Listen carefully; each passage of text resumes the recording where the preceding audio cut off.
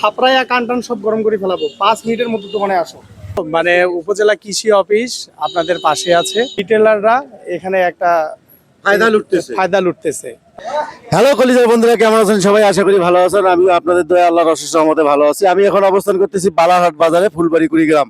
এখানে দেখতে পাচ্ছেন যে যারা আছে এরা সবাই কৃষক, এরা সারের অপেক্ষাতে আছে, কিন্তু সার তারা পাচ্ছে না।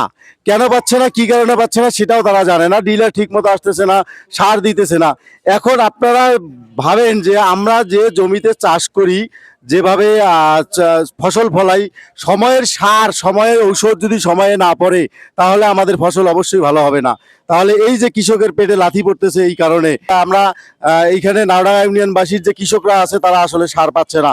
আমরা দুই একজন কৃষকের সঙ্গে কথা বলি। আসসালামু আলাইকুম। ওয়ালাইকুম আসসালাম। আপনি কতদিন থেকে সার পাইতেছেন না, ঘুরতেছেন? শুক্রবার, শনিবার, রবিবার 3 দিন আসি ঘুরে গেছি, শুধু দোকান বন্ধ। কতগুলো জমি আবাদ করছেন? আপনার সার কয় বস্তা দরকার? আমার অন্তত 4 বস্তা ইউরিয়া সারের দরকার এই মুহূর্তে। আপনার কয় বস্তা সার দরকার? আমার এই মুহূর্তে 3 বস্তা। এগুলো সার আসলে কি আরো আগে দরকার ছিল? মানে আপনারা দীর্ঘদিন থেকে ঘুরতেছেন, সময়ের সার সময়ে পাইতেছেন না। দীর্ঘদিন থেকে অনেকে আমাকে বলতেছে এই সারের কথা, অনেকে অভিযোগ দিতেছে সার পাইতেছে না, সার পাইতেছে না। আসলে আমি বুঝতেছি না যে এখানে আসলে কেন তারা সার পাবে না।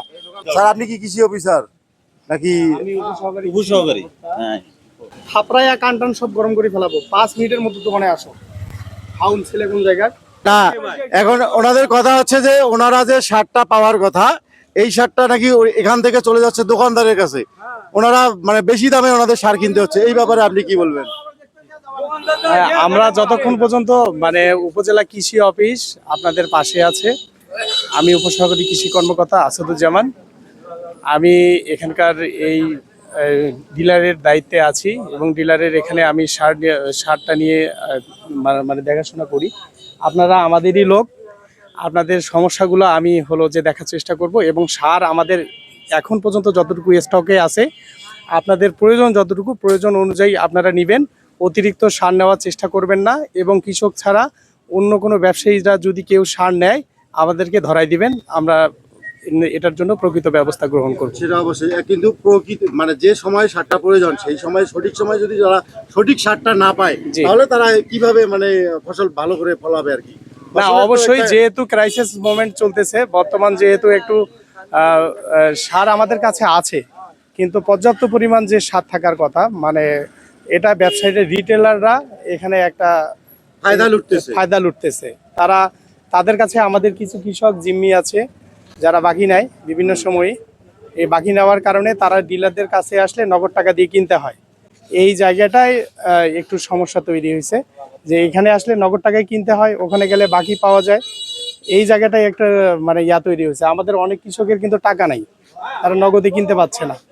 তখন ডিলারদের কাছ থেকে এরা রিটেলার যারা আছে তারা এদের কাছ থেকে মাল নিয়ে গিয়ে বেশি দামে বিক্রি করতেছে। এই জায়গাটাও আমরা কাজ করতেছি। ঠিক আছে, আমাদের কৃষি বিভাগ থেকে আমরা কৃষকের পাশে আছি এবং কৃষকদের কম বেশি সবাই কিন্তু আমারে খুব ভালো করেই চেনে। ঠিক আছে, এই জায়গায় ধন্যবাদ আপনাকে। আপনারা যেটা জানলেন যে এখানে রিটেলার একটা ফায়দা লুটতেছে এই সারের এইখানে, তো আসলে কৃষকরা যেভাবে ন্যায্য মূল্যে পাওয়ার কথা সেভাবে পাচ্ছে না, যাচ্ছে রিটেলারের হাতে। রিটেলারের হাত দিয়ে পাচ্ছে কৃষক। তাদের মানে ভোগান্তির শিকার কৃষকের আজীবন আছে, থাকবে।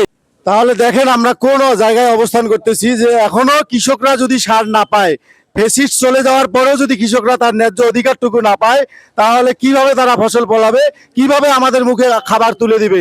আপনারাই আপনাদের বিবেক দিয়ে বিচার করেন এবং ভিডিওটাকে বেশি বেশি শেয়ার করেন।